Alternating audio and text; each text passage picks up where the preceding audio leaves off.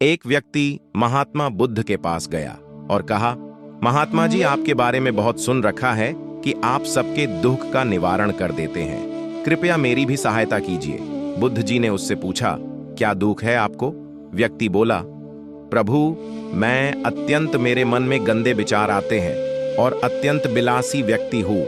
मैं स्वयं इस बात को स्वीकार भी करता हूँ। हर वक्त मेरे मन में सुंदरी और भोग विलास की भावनाएं आती रहती हैं। मैं जानता हूँ ये बहुत ही गलत है, फिर भी मैं चाहकर भी इन विचारों से स्वयं को मुक्त नहीं कर पा रहा। बुद्ध जी ने कहा, मैं आपको अवश्य इसका कोई उपाय बताता, मगर आपकी ललाट पर उभरी रेखाएं ये बता रही कि आपकी जीवन लीला शीघ्र ही समाप्त होने वाली है, तो बचे हुए महीनों में आप उन विचारों के साथ ही जी लें। महात्मा बुद्ध की बात सुनकर व्यक्ति दुखी होकर बोला, क्या मेरी मृत्यु?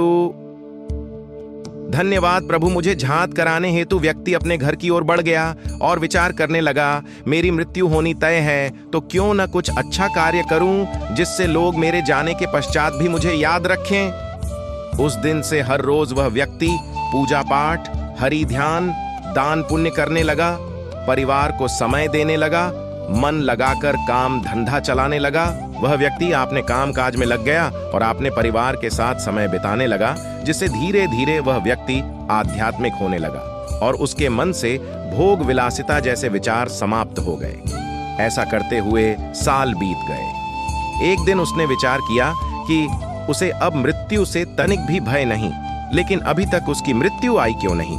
वह मन में इस प्रश्न को लिए महात्मा बुद्ध के पास गया और पूछा, प्रभु, आपने तो कहा था मेरी मृत्यु शीघ्र होने वाली है, परंतु साल भर हो गया, मैं अब तक जीवित हूं। बुद्ध मुस्कुराकर बोले, पहले ये बताओ कि तुम्हारे मन के विचार परिवर्तित हुए या नहीं?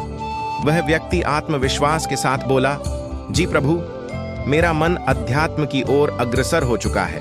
कोई भी गलत विचार मेरे मन में अब नहीं आते। बुद्ध पुनः बोले, जब तुम्हें झांत हुआ कि तुम्हारी मृत्यु शीघ्र होने वाली है, तब तुमने अच्छे कार्यों में स्वयं को तल्लीन कर लिया और ईश्वर तथा आध्यात्म की ओर बढ़ गए। बस यही तो सत्य है। मृत्यु अटल है, ये हम सब जानते हैं, लेकिन फिर भी इससे अनजान बने रहकर गलत विषय वासनाओं में लिप्त रहते हैं। यदि प्रत्येक व्यक्ति अपने हर एक दिन को आखिरी दिन सोचकर जी तो गलत चिंतन मन में अंकुरित ही नहीं होगा। ऐसे ही महात्मा बुद्ध जी के उपदेश सुनने के लिए हमारे चैनल को सब्सक्राइब करें। धन्यवाद।